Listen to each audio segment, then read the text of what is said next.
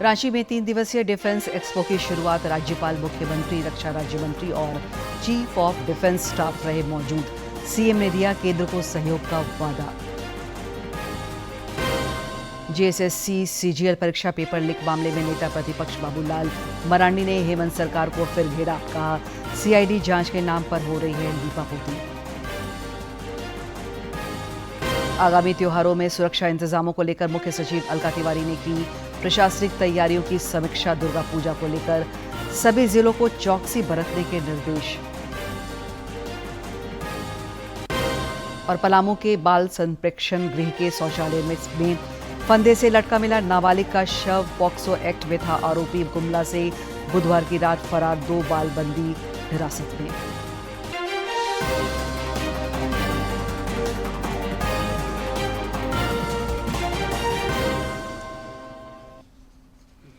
नमस्कार, खबरें झारखंड में आपका स्वागत है। मैं हूं दिव्या और अब समाचार विस्तार से।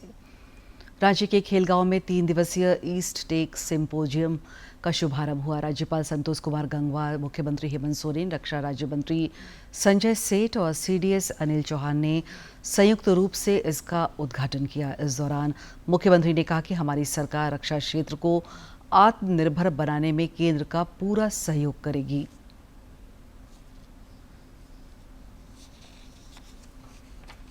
रांची के खेलगांव स्थित टाना भगत स्टेडियम में ईस्ट टेक संगोष्ठी का शुभारंभ हुआ। मौके पर राज्यपाल संतोष कुमार गंगवार ने ईस्ट टेक संगोष्ठी के आयोजन के लिए रक्षा राज्य मंत्री संजय सेठ के पहल की सराहना की। मौके पर उन्होंने कहा कि इससे आत्मनिर्भरता को बढ़ावा मिलेगा और स्वदेशी अभियान को मजबूती मिलेगी। माननीय प्रधानमंत्री श्री नरेंद्र मोदी जी के दूरदर्शी नेतृत्व और उनके मेक इन इंडिया के आह्वान में ही से ही ये संभव हो पाया है। आदरणीय प्रधानमंत्री जी ने रक्षा आत्मनिर्भरता को केवल नारा नहीं बल्कि राष्ट्रीय स्वाभिमान का आधार बनाया है। रक्षा राज्य मंत्री संजय सेठ की पहल पर ईस्ट टेक संगोष्ठी के 4थे संस्करण में रक्षा संबंधी सामग्रियों की विशेष प्रदर्शनी लगाई गई है, जिसका उद्घाटन फीता काटकर किया गया। इस दौरान रक्षा राज्य मंत्री संजय सेठ ने झारखंड के युवाओं को एमएसएमई और नवाचार से जोड़ने पर बल दिया। आज का जो 3 दिन का ये सिंपोजियम है, ये सिर्फ कोई एग्जीबिशन नहीं है मित्रों। हमारा एमएसएमई सेक्टर चाहे धनबाद, बोकारो, झांसी, जमशेदपुर, आदित्यपुर, दुमका, पलामू आए, सीखें, भारत को आत्मनिर्भर बनाने के लिए अपना भी योगदान दें।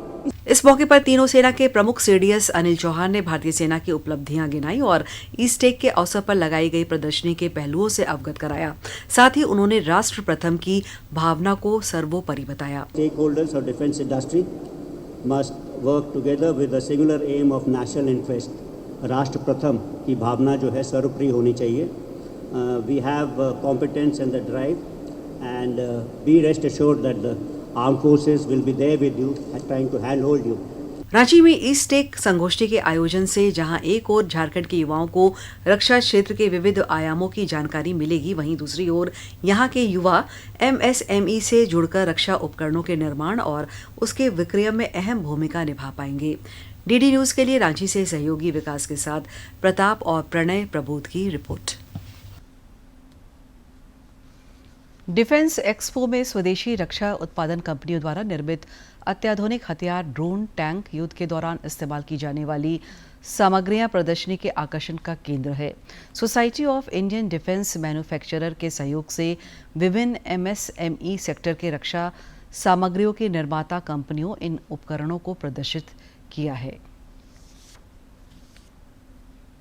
रांची में आयोजित खेलगांव स्पोर्ट्स कॉम्प्लेक्स में विभिन्न स्वदेशी कंपनियों ने रक्षा संबंधी उपकरणों की प्रदर्शनी लगाई है। इसमें society of Indian defence manufacturers का अहम योगदान रहा। हथियार और तकनीकी वस्तुओं के निर्माण में मुख्य रूप से Sahana system limited, RRP defence, Kalyani strategic system limited समेत कई स्वदेशी कंपनियां शामिल रही।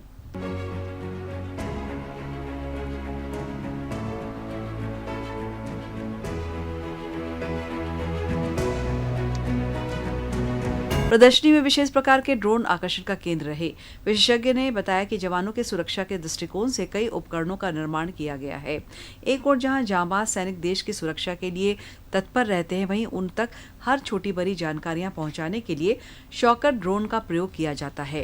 इनका यूज़ जैसे सर ने बोला, जब आप उड़ाना चाहते हैं जंगल एरिया में आप थ्रू जा सकते हैं, कोई दिक्कत नहीं होती। इसके साथ साथ ये ड्रोन्स टूटते नहीं हैं, तो इन ड्रोन्स को हम इस प्रक्रिया में यूज़ करते हैं कि अगर हमको अपने जवान को सिखाना है, कुछ भी अगर सिखाना है, तो वो डरेगा नहीं ड्रोन उड़ाने के लिए। वो अगर दीवार पे मारता है, कहीं पे मारता है, तो उसको डर नहीं लगेगा कि मैंने कुछ तोड़ दिया है, क्योंकि ये टूटेगा नहीं। प्रदर्शनी में स्पेशल फोर्स की ओर से विशेष प्रदर्शनी लगाई गई है। इसमें स्वदेशी हथियार, युद्ध के दौरान उपयोग किए जाने वाले वाहन, विभिन्न प्रकार के पिस्टल, बंदूक और टैंक समेत कई रक्षा सामग्रियां शामिल हैं। ये है माइक्रो यूजी। माइक्रो यूजी ये क्लोज क्वार्टर किल के लिए इस्तेमाल किया है, रूम इंटरवेशन। इसका रेंज 30 किलोमीटर तक है। इसका 3 प्रकार की मैगजीन आ जाते हैं, 30, 20, 25 का। ठीक है, ये मतलब क्लोज नज़दीक वाले का इस्तेमाल किया जाएगा। ये है M4 मेड इन USA है, 400 मीटर इसका रेंज है। 3 मैगजीन है 30 राउंड का। इसका लॉन्ग रेंज के लिए इस्तेमाल किया जाएगा। इसके अंदर है साइट है, साइट के द्वारा दुश्मन को गिरा सकते हैं, मतलब टारगेट ले सकते हैं। इस टेक संगोष्ठी के दौरान लगाई गई प्रदर्शनी एक और जहां रक्षा क्षेत्र में राष्ट्र की आत्मनिर्भरता की गाथा को बयां कर रही है, वहीं दूसरी ओर ये रक्षा उपकरणों के निर्यात से देश की अर्थव्यवस्था भी मजबूत हो रही है। DD न्यूज के लिए रांची से सहयोगी विकास कुमार के साथ प्रणय प्रबोध की रिपोर्ट। JSSC CGL परीक्षा पेपर लीक मामले में नेता प्रतिपक्ष बाबूलाल मरांडी ने हेमंत सरकार पर एक बार फिर निशाना साधा है। प्रदेश भाजपा अध्यक्ष ने एक सोशल मीडिया पोस्ट में कहा कि इस मामले की CDI जांच को लेकर केवल खानापूर्ति की जा रही है। उन्होंने आरोप लगाते हुए कहा कि सरकार द्वारा आधी रात को इंटरनेट बंद करना, लाखों रुपए के लेन देन के सबूत मिलना और मुख्यमंत्री द्वारा बिना किसी ठोस जांच के आयोग को क्लीन चिट देना संदेहास्पद है। उन्होंने छात्रों को न्याय दिलाने के लिए CBI जांच की मांग भी की। गोड्डा से भाजपा सांसद निशिकांत दुबे ने लोकसभा में विपक्ष के नेता राहुल गांधी के जनरेशन जेड से संबंधित पोस्ट पर कटाक्ष किया है। श्री दुबे ने लिखा है कि जनरेशन जेड का मतलब है अगली पीढ़ी और युवा। भारत में अन्ना हजारे और अरविंद केजरीवाल का आंदोलन जनरेशन जेड का ही नतीजा था, जो भ्रष्टाचार से जुड़ा था। उन्होंने राहुल गांधी पर आरोप लगाया कि वे देश में गृह युद्ध भड़काना चाहते हैं। भाजपा सरकार पर भ्रष्टाचार का एक भी आरोप नहीं है। के खिलाफ उनका मुद्दा है भ्रष्टाचार के खिलाफ। हम लगातार कहते हैं, प्रधानमंत्री जी कहते हैं न खाएंगे न खाने देंगे, तो हम भ्रष्टाचार के खिलाफ ऑलरेडी माननीय प्रधानमंत्री जी कैंपेन कर रहे हैं। और तीसरा सवाल यह है कि इस देश में क्या चलेगा। हम एक चीज पे जेएनजी के खिलाफ रहेंगे और शायद हम उसमें उनका साथ नहीं दे दें, क्योंकि हम एक सेकुलर कंट्री में है। माननीय बाबा साहब अंबेडकर ने इसको सेकुलर कंट्री बनाया है, वो हिंदू राष्ट्र बनाना चाहेंगे तो हम उसका विरोध करेंगे। कांग्रेस के संगठन सृजन कार्यक्रम अभियान के तहत प्रदेश प्रभारी के राजू ने आज पलामू और गढ़वा जिले का दौरा किया। इस दौरान उन्होंने कार्यकर्ताओं से मुलाकात की और विभिन्न कार्यक्रमों में हिस्सा लिया। श्री राजू ने पलामू प्रमंडल के जिला कांग्रेस अध्यक्षों, पर्यवेक्षकों और नगर समितियों के गठन को लेकर बेदनी नगर में समीक्षा बैठक की अध्यक्षता की। इसके उपरांत उन्होंने गढ़वा जिले के बरगर प्रखंड में ग्राम पंचायत कांग्रेस समिति की बैठक को भी संबोधित किया और संगठन को मजबूत करने पर जोर दिया। इस दौरान उनके साथ वित्त मंत्री राधा कृष्ण किशोर, पूर्व प्रदेश अध्यक्ष राजेश ठाकुर, पूर्व मंत्री बादल भी मौजूद रहे। आगामी त्योहारों में सुरक्षा इंतजामों और विधि व्यवस्था के मद्देनजर मुख्य सचिव अलका तिवारी ने आज सभी जिलों के प्रशासनिक और पुलिस पदाधिकारियों के साथ वीडियो कॉन्फ्रेंसिंग के माध्यम से समीक्षा की। इस दौरान उन्होंने दुर्गा पूजा को लेकर सख्त सुरक्षा इंतजाम करने को लेकर निर्देश दिए। साथ ही भीड़ को नियंत्रित करने वाले उपायों, CCTV लगाने, कंट्रोल रूम बनाने, ट्रैफिक व्यवस्था, निर्बाध बिजली आपूर्ति से संबंधित तैयारियों की जानकारी ली। मुख्य सचिव ने सभी जिलों को विशेष चौकसी बरतने के भी निर्देश दिए। देश भर में इन दिनों सेवा पखवाड़ा कई कार्यक्रम चलाए जा रहे हैं। इसके तहत रांची में रक्षा राज्य मंत्री संजय सेठ ने आज CCL गांधीनगर में मां के नाम नमो उद्यान का उद्घाटन किया। इस मौके पर उन्होंने कहा कि हम सबों को सामूहिक प्रयास से रांची शहर को हरा भरा और देश भर में इसे पहले स्थान पर रखना है।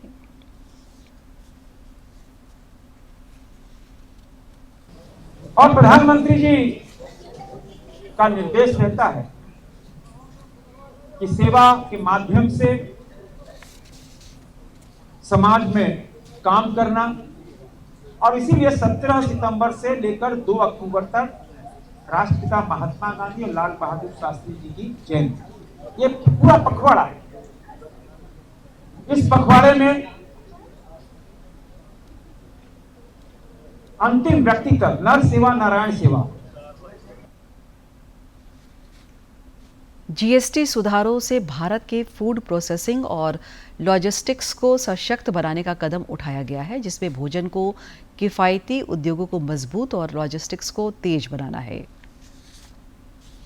वस्तु एवं सेवा कर जीएसटी लागू होने के बाद से ही सरकार का संकल्प एक सरल और न्यायपूर्ण कर संरचना सुनिश्चित करना रहा है। इसी को ध्यान में रखते हुए अब ज्यादातर खाने पीने की चीजों को 5% या फिर 0 टैक्स स्लैब में लाया जाएगा।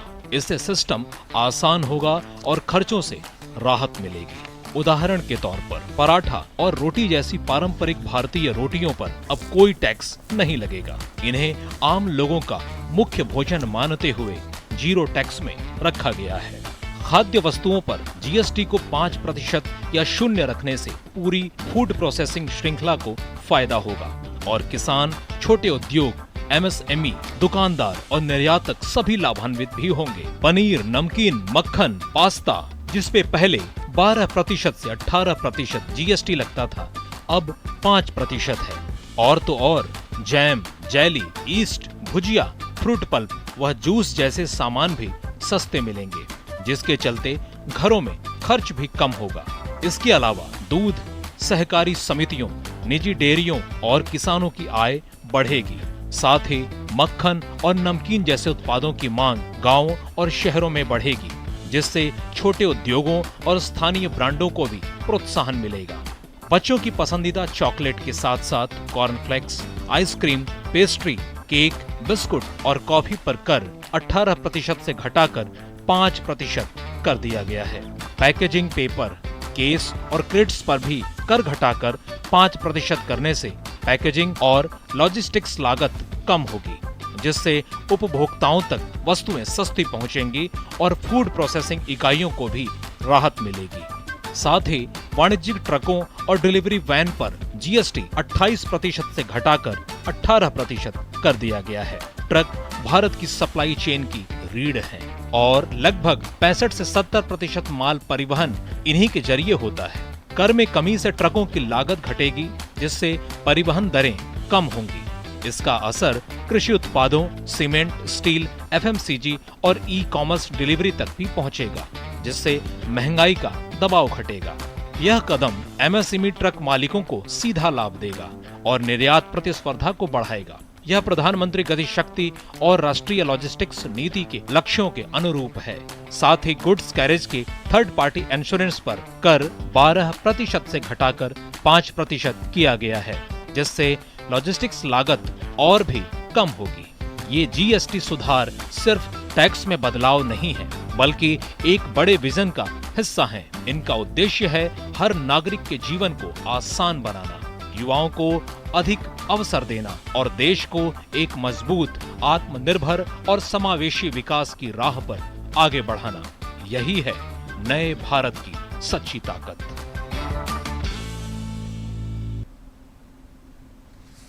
प्रधानमंत्री नरेंद्र मोदी के नेतृत्व में तकनीक शासन की भाषा बनी है, जिससे अब रेहड़ी पटरी वाला व्यक्ति भी यूपीआई का उपयोग कर रहा है।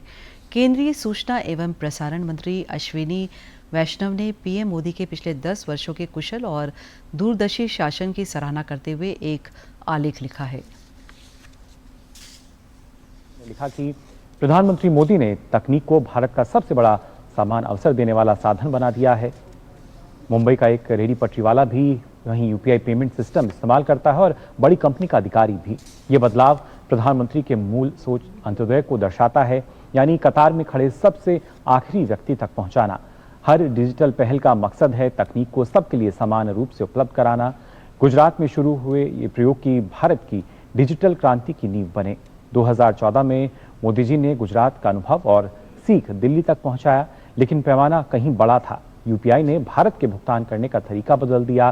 सिंगापुर से लेकर फ्रांस तक कई देश यूपीआई से जुड़े हैं। प्रधानमंत्री मोदी के नेतृत्व में भारत ने वह कर दिखाया जो असंभव सा था। चंद्रयान 3 ने भारत को चांद पर सॉफ्ट लैंडिंग करने वाला चौथा देश बनाया। गगनयान मिशन भारत का चौथा ऐसा देश बनाएगा जो अपनी स्वदेशी तकनीक से इंसानों को अंतरिक्ष में भेजेगा। जब कोविड-19 आया तो पूरी दुनिया वैक्सीन बांटने की अफरा तफरी से जूझ रही थी। तब कोविन प्लेटफॉर्म रिकॉर्ड समय में बनाया गया। प्रधानमंत्री की दृष्टि के तहत आज हमारी मजबूत इलेक्ट्रॉनिक्स उत्पादन क्षमता हमें उन्नत सेमीकंडक्टर मैन्युफैक्चरिंग की ओर छलांग लगाने में मदद कर रही है। दुनिया के 20% से ज्यादा चिप डिजाइनर यही हैं। पीएम गतिशक्ति पोर्टल जीआईएस तकनीक का बड़े पैमाने पर इस्तेमाल करता है। इंडिया एआई मिशन के तहत 38,000 से अधिक जीपीयू उपलब्ध कराए गए हैं, वह भी वैश्विक लागत के 1/3 दाम पर। प्रधानमंत्री मोदी तकनीक को तो समझते ही हैं, लेकिन इंसानों को उससे भी बेहतर ढंग से समझते हैं। साथ ही अश्विन वैष्णव ने लिखा कि मोदी जी ने तकनीक को शासन की भाषा बना दिया है।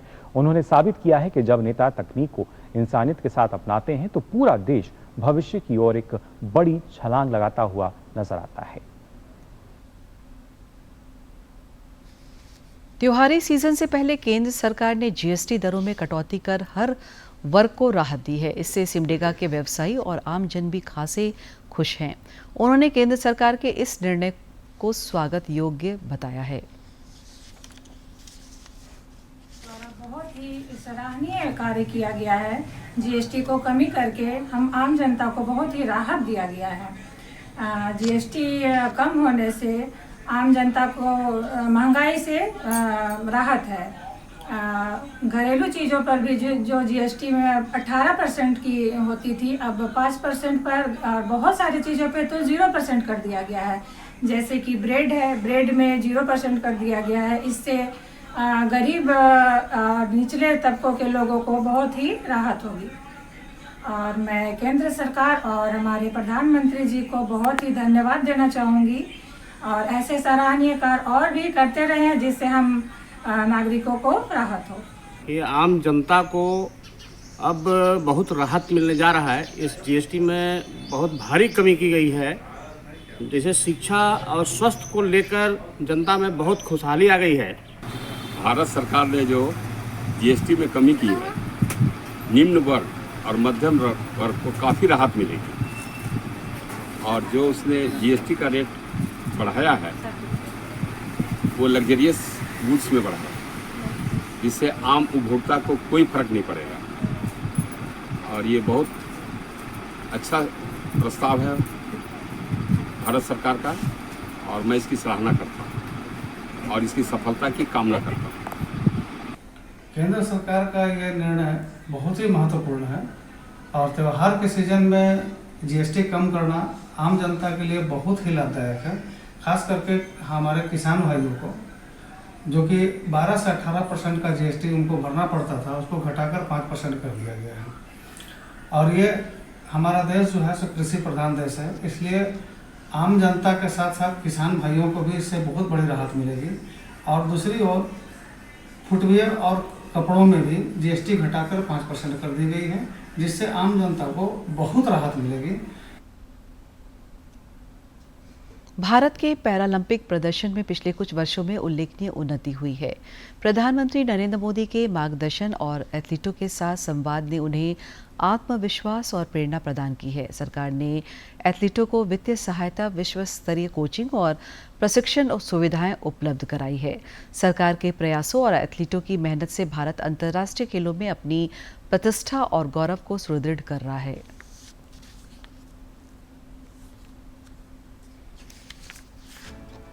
पैरा खेलों में पिछले कुछ वर्षों में भारत के प्रदर्शन में उल्लेखनीय सुधार देखा गया है। प्रधानमंत्री की मेंटरशिप, नीतिगत पहल और पैरा एथलीटों के साथ व्यक्तिगत बातचीत ने न केवल भारत को पैरा खेलों के क्षेत्र में मजबूत किया है, बल्कि समाज में समावेशिता और प्रेरणा को भी बढ़ावा दिया है। प्रधानमंत्री नरेंद्र मोदी ने टोक्यो पैरालंपिक और पेरिस पैरालंपिक के लिए रवाना होने से पहले भारतीय दल के साथ संवाद किया। प्रधानमंत्री की पैरा एथलीटों के साथ बातचीत ने उनके आत्मविश्वास को बढ़ाया और समाज में पैरा स्पोर्ट्स के प्रति जागरूकता फैलाई है। जब हम लोग टोक्यो पैरालंपिक्स के लिए कैंप में थे और हम लोग सब बायो बबल में थे, तब हर स्पोर्ट्स में से कुछ एथलीट्स से मोदी जी इंटरेक्शन कर रहे थे और उसी में उन्होंने ये मोटिवेट करा कि इट डजेंट मैटर अगर आप जीतो या आप हारो, आप अपना बेस्ट दो और आप खुल के खेलो। जब आप वहाँ जाओ, आप में डर नहीं होना चाहिए या किसी भी चीज़ के लिए कोई एक्सपेक्टेशंस नहीं होनी चाहिए। टोक्यो और पेरिस पैरालंपिक में शानदार प्रदर्शन के बाद प्रधानमंत्री ने खिलाड़ियों को अपने आवास पर आमंत्रित किया और उनकी कहानियों को सुना। प्रधानमंत्री के मित्र रूपी स्वभाव को देखते हुए ही पैरा एथलीट योगेश कथुनिया ने पीएम की फुल फॉर्म ही बदलते हुए प्रधानमंत्री को परम मित्र ठहरा दिया। सर, आपकी वजह से है कि आज हम सारे 29 मेडल्स लेके आए हैं। और सर, मैं एक चीज और कहना चाहूँगा, बाकी लोगों के लिए आप पीएम का मतलब होता है कि प्राइम मिनिस्टर, और हम सब के लिए आप पीएम का मतलब है परम मित्र। वाह। अपने मासिक रेडियो कार्यक्रम मन की बात में प्रधानमंत्री कई बार पैरा एथलीटों की कहानियों को दुनिया के सामने लेकर आते हैं।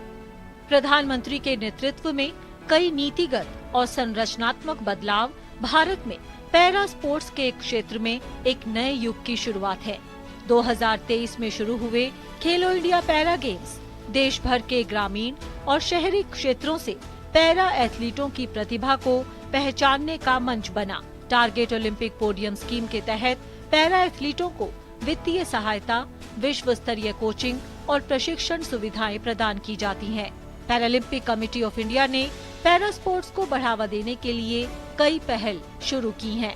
वहीं कुछ निजी संगठनों ने भी पैरा एथलीटों के लिए स्कॉलरशिप और हाई परफॉर्मेंस सेंटर स्थापित किए हैं, जो भारत की खेल संस्कृति को और मजबूत करते हैं।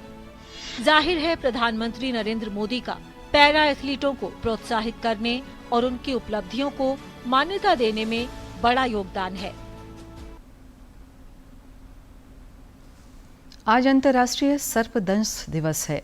इस मौके पर लोगों को जागरूक करने के उद्देश्य से बोकारो में जागरूकता रैली निकाली गई। इसे सिविल सर्जन डॉक्टर अभय भूषण प्रसाद ने हरी झंडी दिखाकर रवाना किया। इस मौके पर उन्होंने कहा कि यह अभियान जिले के सभी स्वास्थ्य केंद्रों में पूरे सप्ताह मनाया जाएगा। उन्होंने सर्पदंश के पश्चात किए जाने वाले उपायों की विस्तृत जानकारी भी दी और बताया कि सांप काटने पर लोग झाड़ फूंक का सहारा न लेकर नजदीकी स्वास्थ्य केंद्रों से संपर्क करें। पलामू के मेदिनीनगर स्थित बाल संप्रेक्षण गृह में आज एक नाबालिग का शव संदिग्ध स्थिति में मिला। नाबालिग गढ़वा के रंका थाना क्षेत्र के एक मामले में पॉस्को का आरोपी था। घटना की जानकारी मिलने के बाद बाल कल्याण समिति ने बाल संप्रेक्षण गृह का जायजा लिया। समिति के अध्यक्ष शैलेंद्र नाथ चतुर्वेदी ने कहा कि मामला बाल संप्रेक्षण गृह से जुड़ा हुआ है, जिसे लेकर मजिस्ट्रेट जांच कराई जाएगी। वहीं पलामू जिला विधिक सेवा प्राधिकार न्यायालय के सचिव राकेश रंजन ने बताया कि घटना की जाँच की जा रही है, साथ ही अन्य बच्चों की भी काउंसलिंग की जा रही है। प्रोग्रेस भी अच्छा था, लेकिन अब घटना जो भी कारण से हुई है उसकी जांच होगी और हम बच्चों को इसी कारण से आते हैं कि बच्चों लोग से मिल लें, बच्चों लोग को थोड़ा सा ढाढ़स बना दें कि मतलब ऐसी घटना फिर से ना हो। उनको खुद देखने के लिए यहाँ पर लोग हैं। हम चाहेंगे कि मतलब प्रशासन इसमें तो जो भी है आगे का स्टेप लेंगे। मिली की जुलाई जो था रंका थाना कांड संख्या के पोस्को केस में यहाँ आवासित था। जे बुट गढ़वा के आदेश से आज दिन में 1:05 पर इसने कॉमन बाथरूम में जाकर के गले में गमछी लगा करके और पंखा के लिए हुक लगा हुआ बाथरूम में, पंखा नहीं सिर्फ हुक है, हुक में वो लटक गया। आसपास के लोगों ने देखा, हल्ला किया, टाइल्स का काम चल रहा था, टाइल्स नीचे आ गया। फिर लड़के को लेके जाया गया सदर हॉस्पिटल, वहाँ डॉक्टर ने CPR वगैरह दिया, लेकिन कोई फायदा नहीं हुआ। अंततः लड़की को डॉक्टर ने मृत घोषित। गुमला जिला के बाल संप्रेक्षण गृह से बुधवार की रात फरार हुए 2 बाल बंदियों को आज सुबह गुमला पुलिस ने फिर से हिरासत में ले लिया है। मामले को लेकर बाल संप्रेक्षण गृह के अधीक्षक अविनाश कुमार गिरी ने बताया कि सुरक्षा में चूक की वजह से यह घटना हुई। उन्होंने कहा कि मामले में दोषी पाए गए सुरक्षाकर्मियों पर जांचोपरांत कार्रवाई की जाएगी।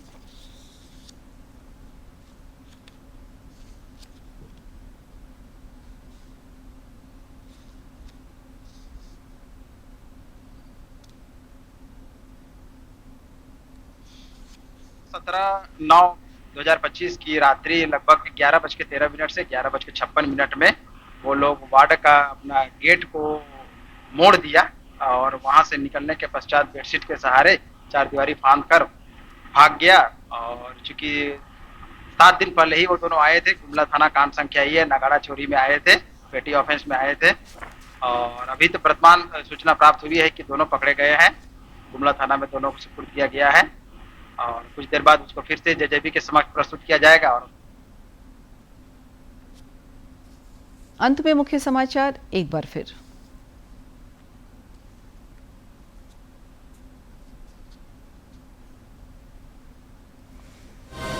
रांची में 3 दिवसीय डिफेंस एक्सपो की शुरुआत राज्यपाल, मुख्यमंत्री, रक्षा राज्य मंत्री और चीफ ऑफ डिफेंस स्टाफ रहे मौजूद सीएम ने दिया केंद्र को सहयोग का वादा। जीएसएससी सीजीएल परीक्षा पेपर लीक मामले में नेता प्रतिपक्ष बाबूलाल मरांडी ने हेमंत सरकार को फिर घेरा, कहा सीआईडी जांच के नाम पर हो रही है लीपापोती। आगामी त्योहारों में सुरक्षा इंतजामों को लेकर मुख्य सचिव अलका तिवारी ने की प्रशासनिक तैयारियों की समीक्षा। दुर्गा पूजा को लेकर सभी जिलों को चौकसी बरतने के निर्देश।